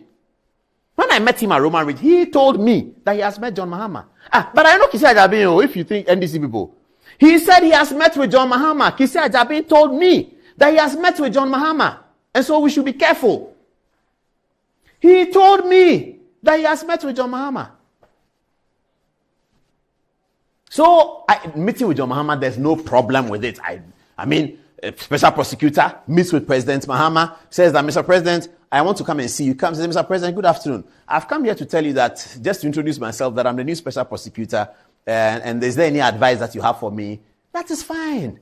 They can break bread, they can share pito and palm wine, they can eat fufu, they can eat rice, they can eat a wokbele. There's no problem with that. But when he makes it a point to report, then you know there's a problem. Then you know there's a motive behind it. There's no problem with Kisi Ajabe meeting John Mahama. When Akufo-Addo was opposition leader, many people met him. Ambassadors, policemen, former ministers, security chiefs. They all come to Akufo-Addo and said, wanted to see Nana. He was not even former president, though. He was former foreign minister. They'll come and sit with him. And sometimes Akufo-Addo invites people. Come and listen. The High Commissioner wants to see him. So people are there, they are listening. And say, Mr. Candidates of the party, we just want to know how things are going. And, I've seen some of those meetings. There's no problem with it. But he goes to meet John Mahama and tries to hide the meeting as if there's a problem. You can write a letter out of your office on your letterhead that, Dear John Dramani Mahama, H.E. John Dramani Mahama, of special visits from the Office of the Special Prosecutor. Dear Sir, we request a visit for the Office of the Special Prosecutor to sit with the former president and some of the members of his team that he chooses, just to inform him of the work that we are doing, the new dimensions that we are taking the anti-corruption fight. Thank you very much. At your earliest convenience. Then you sign. Honorable Kisi Ajabe, what does it? BA, LLB, WCY, PhD. Then you sign it. That letter can go to the whole world. Nobody cares. There's no problem. But when you are hiding it, hey, I'm going to meet Mahama. I don't tell the driver. What are you hiding? What are you hiding, Kisi Ajabe? Anyway, that's not my point today. Today, my point is the law. We have written a letter to Kisi Ajabin that he should explain. Here is a letter. Please, viewers, let me crave your indulgence and go through it. Good evening, Ghana. That's our address. Metropolitan Television. Dr. Issa Street. Hey, is that a name of... Is that a... Viewers, forgive me, those of us who are old, this street names thing. It's only in Europe that we remember street names. But here, Ghana, the only street name I remember is the one that when we were at Joy FM, we used to joke and tease people and call them 88 Fanofa. When your head is big, we say 88 Fanofa. There's a guy who said it's big. I won't mention his name. We used to say, there's what they call Fanofa did a room. I said, hey, if you hear the name, they call it go vex. So they come. 88 Fanofa Road. I hope I'm getting it correct. The one we went to City FM is called, some else will kill me. Which is Sky. Remind me, what's the City FM? Number 11 Tete Loop. How could I forget? I would have died if I forgot it. Because I've said this so many times. Welcome to Eyewitness News. This is City FM, number 11 Tete Loop. They will be jumping. We used to enjoy the job. We still enjoy it, don't we? Anyway, so I didn't know. Thank you for reminding me. The street on which Metro TV is called Dr. What's the name? Iset or Isse or what? Iset, okay. Dr. Iset Street, North Ridge, Accra. The board chair, Mrs. Linda Ofoekwafu. As for Linda, I'm looking for her. Linda Ofoekwafu, you can stand there and talk about anti-corruption every day. We have written, Linda Ofoekwafu was one of those who promoted the RTI. Linda Ofoekwafu, please tell her I'm calling her. Otherwise, you write to her personally. Linda Ofoekwafu, you were sitting down supporting RTI. I know you from Legon Hall and XB. You were supporting RTI. RTI has come. You are chairman of special prosecutor. We've written a letter 5 months. You are sitting now pretending you haven't seen. You yourself, are you not anti-corruption? Are you not corruption?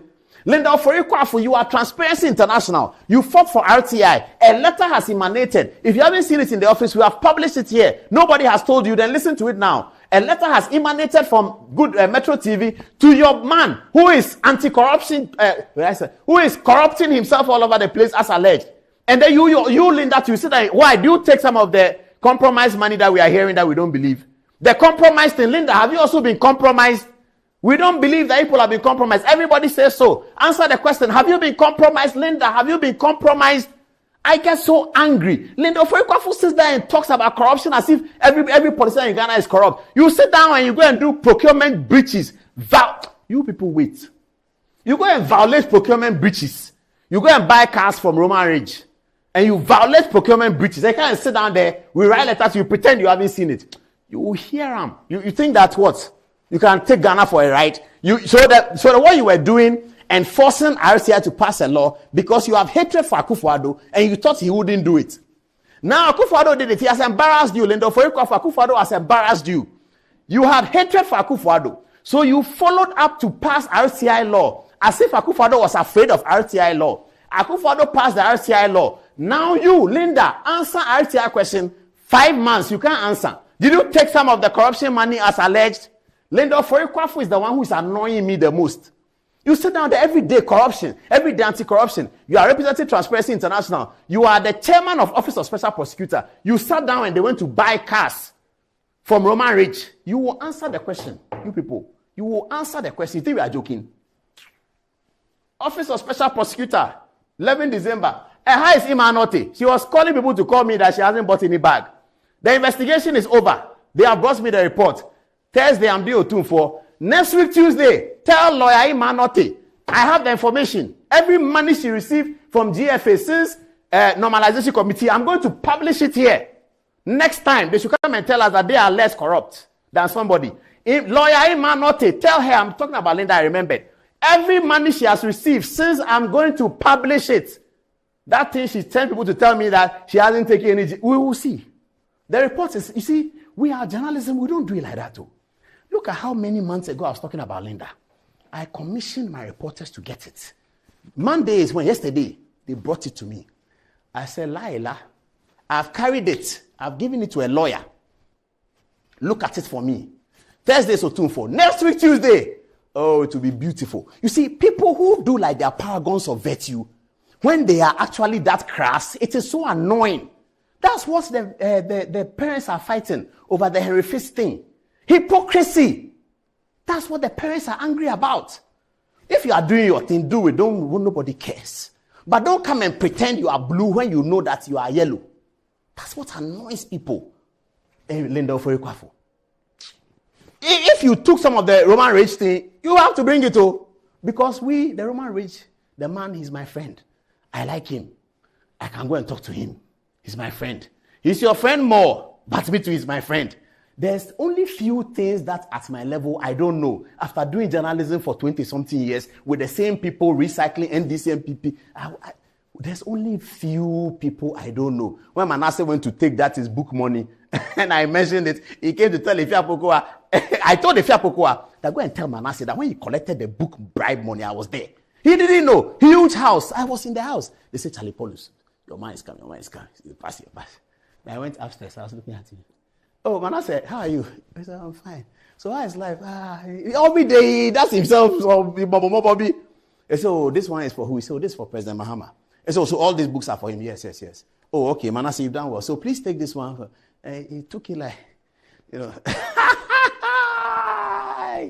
Awuni Azuri, good evening. I don't find anything wrong with somebody writing a book and collecting money for it. I don't find anything wrong. But it is them. They always do like they haven't done that. They don't. What is that? Even when they haven't done anything wrong, they think they've done something wrong because of their mindset.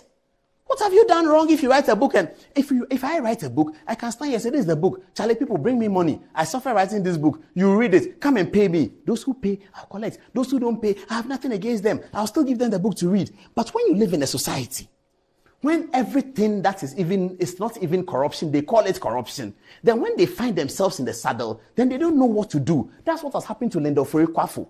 That's what has happened to her. She was one of those shouting on radio.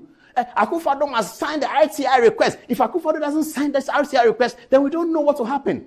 Akufo-Addo signed it because of respect for Akoto Ampao. Not them. Why didn't they let Professor Mills sign it? From J. Kufuor time.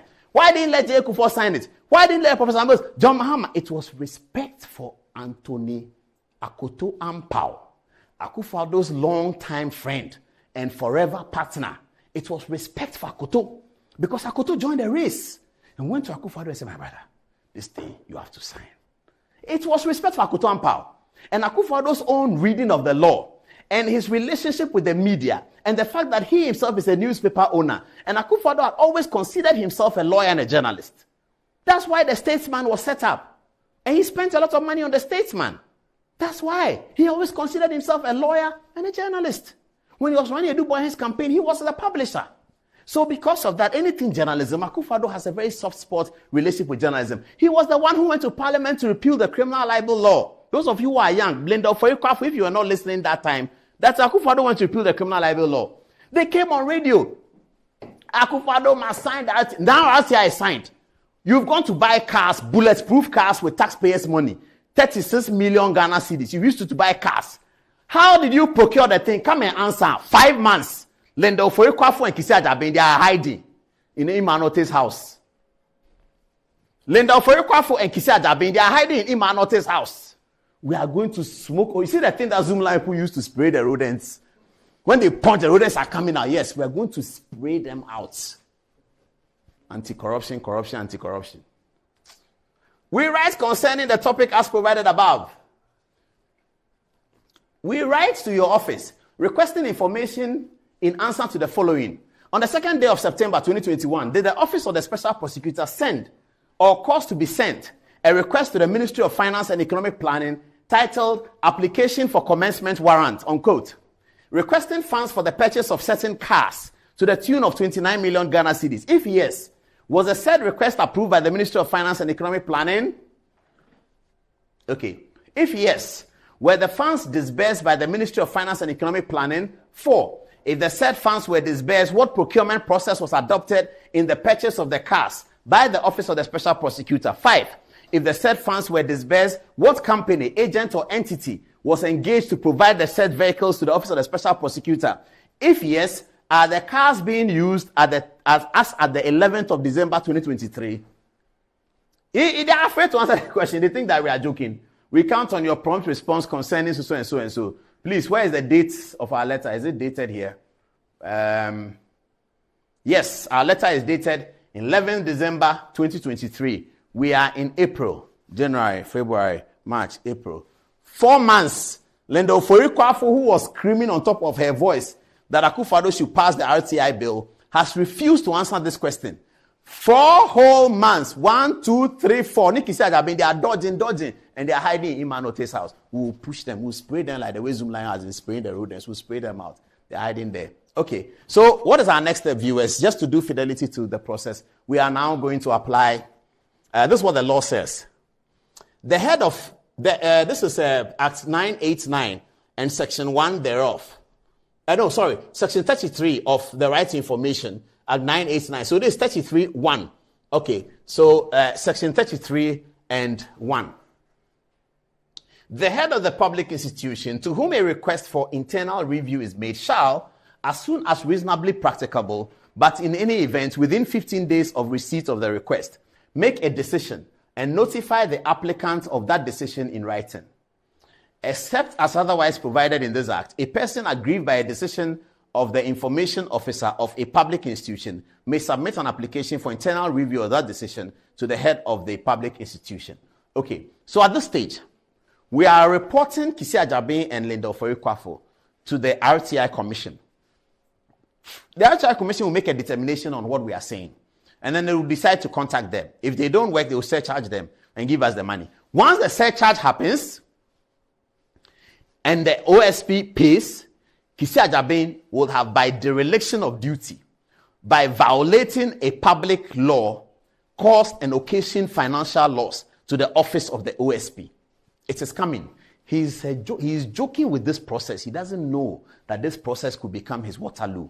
Kisi Agyabin is joking with the process. Lawyer B, are you there? Get ready. We are going to court. Because Kisi Agyabin is joking with this process.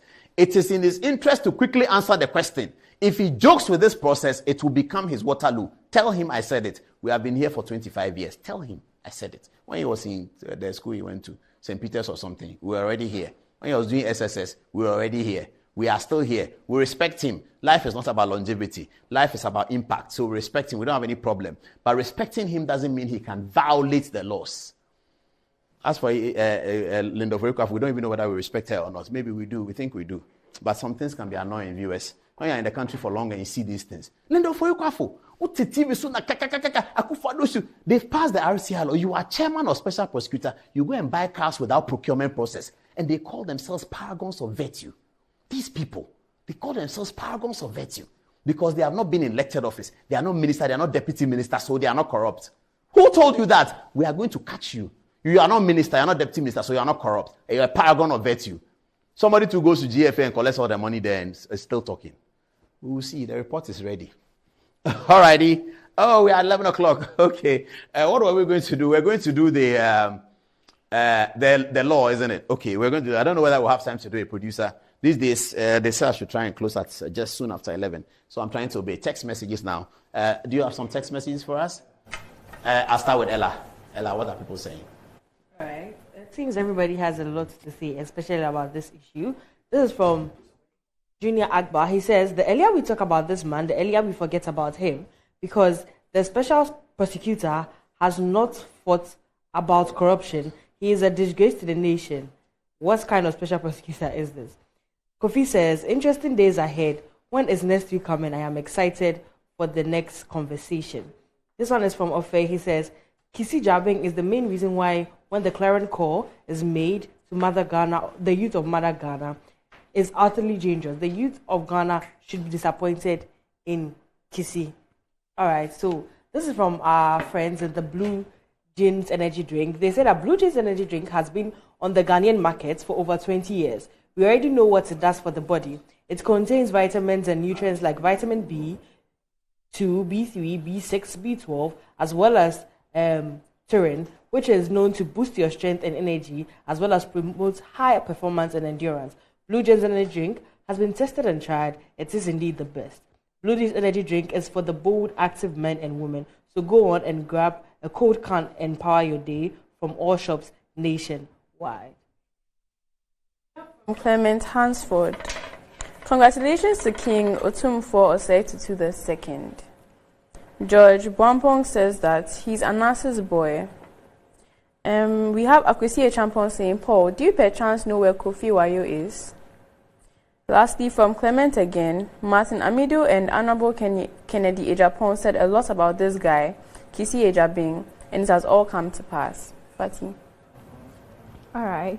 So coming from Junior Akbar Tamale, he says, sometimes I don't blame the special prosecutor. I blame the president for appointing such a person as our special prosecutor. If not Ghana, elsewhere, they would have fired this man a long time ago. Seydou Kamal said, Paul, you're a great asset to Mother Ghana. And lastly, coming from Quim, he says, in fact, I feel very uncomfortable when Paul talks about Mr. Ajabeng. The president appointed him as the OSP. So if you have any problem with his performance, why don't you channel your grievances to the president for his removal? Now, we have our sponsors, Left and Elevators. It says, enjoy the fruits of your labor, they say, but as humans, aging and physical infirmity stands our way of enjoying our mansions and homes. It often becomes challenging, if not impossible, to use our stairways day in and out. Worry no more, because with portable American pneumatic vacuum elevators, PVEs, you are sure of unlimited enjoyment of your mansions and homes. It is a simple use self-supported elevator for vertical movement of humans and goods at homes and offices. The original comes in 3 custom-made models with wheelchair accessibility to choose from. You may call it luxury, but it is a necessary imperative for vertical mobility. Do not let aging or infirmity limit you. Get one for your easy vertical mobility at home or office. And it's affordable and can be installed within 3 days with modification to your building. Visit Lift and Elevators Ghana at Sokomono for your solutions and free consultations. Call us now on 0200-535-515 or email at elevatorsghana@gmail.com. To you, Angelo. Okay. Junior Akbar says Mr. Allen and his movement should know that if you throw a ball to a wall, it will surely come back. I get the sense that this has already been read. Nana Kwama Boateng says, good evening, Paul. Kisi Ajibeng is simply wasting the public purse. He's using his position to victimize people who are not in his good books and using the office for his personal gains. Now, Prince Banza, a PhD researcher from the University of Lincoln, England, says this quite long. I'll read it quickly. He says, does it come as a surprise to you that all the governance experts and anti-corruption crusaders, including our big brother, the go-go advocates extraordinaire, have all been silent ever since you made the presentation about the office of the special prosecutor and the gargantuan amount of money allegedly used by the SP to procure a bourgeoisie type of vehicle to provide comfort for him? Look at the speed with which all of them responded to the Scholarship Secretariat issue, requesting that the Secretariat publish names of beneficiaries whose parents and themselves are also taxpayers. My point is that it is hard to understand the motives behind certain advocacy in Ghana. Who would have thought that an office such as the OSP would evade transparency by refusing to respond to matters of accountability of this nature? And by the way, why does the SP need such an expensive vehicle when he barely lives in Ghana? He ends by saying, God save us all. Paul, to you. Paul? I was just texting with Akosia Menu, the member of parliament for Adenta. Parliamentary candidate for Adenta. May she win. And she was telling me that she's going to be on 3FM tomorrow. I'll be listening. So those of you NPP people who want to listen to Akosia Menu should be on 3FM tomorrow morning, I think from 7 o'clock. That's when the morning show starts, isn't it? So what I do every morning is that from 7 o'clock, I've told you, if I start with Peace FM, and then I come to City FM, and then I keep an eye on what's happening on Joy FM. Sometimes I like to go to Radio Gold, because that's where the filler is. I go to Radio. It's an NDC station, but I like them. I mean, Radio Gold have a way of making the story interesting, you know. So I go to Radio Gold and I listen to the NDC talk quite a little bit, and then I come to Good Morning Ghana, and then by 11 o'clock, I'm getting ready to start work, you know. So so you carry the phone, you are watching the phone in the car, you're coming, you're watching the phone, and then at 11 o'clock you start work. Then when it's 2 or 3, I check out what Asempa is doing. The thing is not that I call Andy. Andy lives in Kumasi, but he gets to know what's happening on Asempa that is in Accra. So I call Andy. Andy, I know Asempa then echo. So Brapo, I said, why never? Or something, okay, Brapo, you Asempa, you to be only pardon. So then I listen to Asempa. I love listening to Obi. So I do that, and then if it's a Good Evening Ghana day, then from 4 o'clock we are getting ready. I'm talking to my producer. If it's not a Good Evening Ghana day, I'm going to watch football if it's Champions League or something like that, or I'm going to eat bayachi or something like that. And then the day ends. Anyway, all right. If it's a church weekday, then I go to church. Yeah, I go to church. Yeah, don't be surprised. I do. I go to church. Okay, viewers, I think we'll leave it here. I've just sent a text to my boss that he should allow us to close at 11:15 like we were doing before. I think they are complaining that there's a sponsored program that comes after our show, and the sponsor is complaining. So we're trying to reach the sponsor and explain to him that Good Evening Ghana is a bit controversial. We are sorry about it, but sometimes we need a bit more time. So they'll give us a bit more time. We'll also try and, as much as possible, see whether we can start maybe 5 minutes before 9, so we can deal with some of the things before 9. Then by 9 o'clock, we're on the highway. It's always very difficult because we're always remembering things late. It's my fault. Forgive me. Sometimes at 10 minutes to 8, I'm now calling and say, look for this montage. We have such a gamut of material, about maybe 6 terabytes of material. When we're looking for something, it takes a very long time. So they look for it, and we see it's 9, 10, and then that kind of thing. Because we always like to evidence things with videos and depict it. So when we are not ready with the story, we don't use it. I'm sorry about that. So that's why I have to close now. I will do the Imani story on the suit next week, Tuesday. I promise you, viewers, it's coming. We are desperate to do it because we think people should understand it. And maybe Dr. Dampare's prayers were, because we're going to put his photograph there and allege that he's responsible for the suit because he doesn't want to be moved from office, knowing that some NPP people and some civil society are asking for the removal of the Inspector General of Police. Anyway, President Akufo-Addo will make his own decision. He's a very independent man. Thank you, viewers, for watching Good Evening Ghana tonight. Thursday, there's another special edition. That Thursday's edition is dedicated to the Asantehene's 25th anniversary on the Golden Stool. Watch out for that and don't miss it. Let's end with Asantehene's montage. If you have it, just get it very quickly, and then if you have it, just tell me. So the Otumfuo has been on the throne for 25 years. He inherited the throne from his uncle. Matthew was his name. Opokuware II was the Asantehene before Otumfuo Osei-Tutu. And Opokuware II became Asantehene in 1971. And in 1999, Opokuware II passed. In circumstances that was expected, he had been unwell for a while. And he passed. And then the search party started work.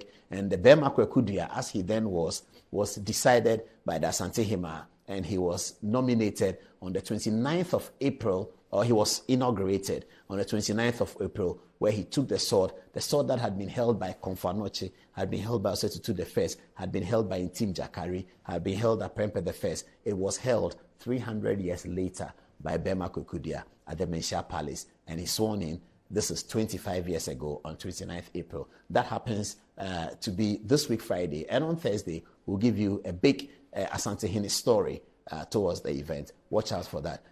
On that note, we say good night and congratulations to the Asantehene.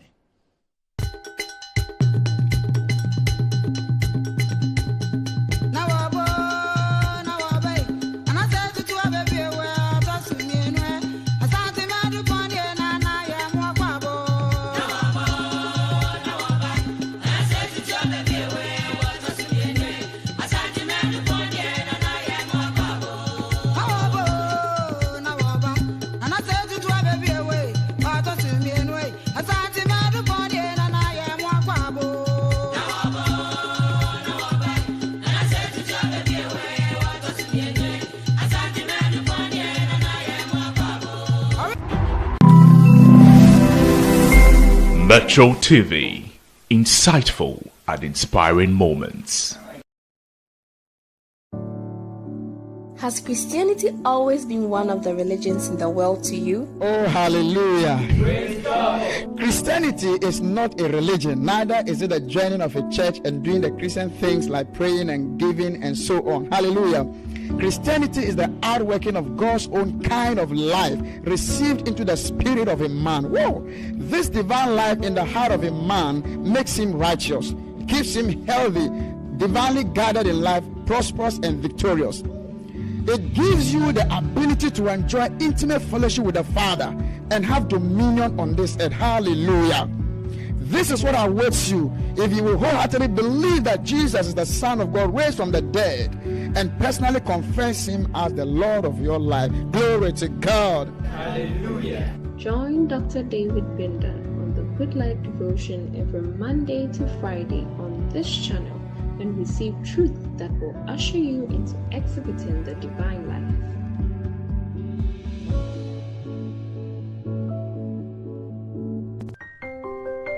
Kindly note that You can enjoy the Good Life devotion on these other platforms at their stated times. Do choose the most convenient one for you or switch to another in case of a broadcast challenge with your usual platform.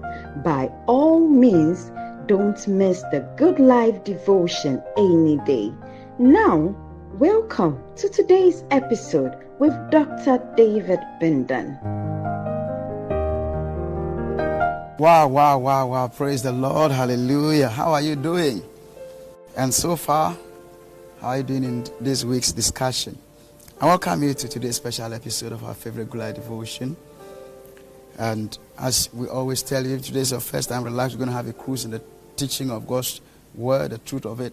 Good Life devotion, daily devotional teaching of the truth of God's word, bringing you nuggets that will help you to enjoy your life in Christ, mature you into the full measure of the stature of Christ, which is the ultimate goal of God for the church on the earth. And then together we become effective in bringing many more humans into God's eternal plan for their lives. We take a subject every week and we look at it from various perspectives so that we can go deeper in it. This week we started with a subject, Demonology 101. And we introduced ourselves to that topic by looking at who the devil is. We made it clear that the import of the teaching, number one, was not to make you know about Satan and be afraid of him.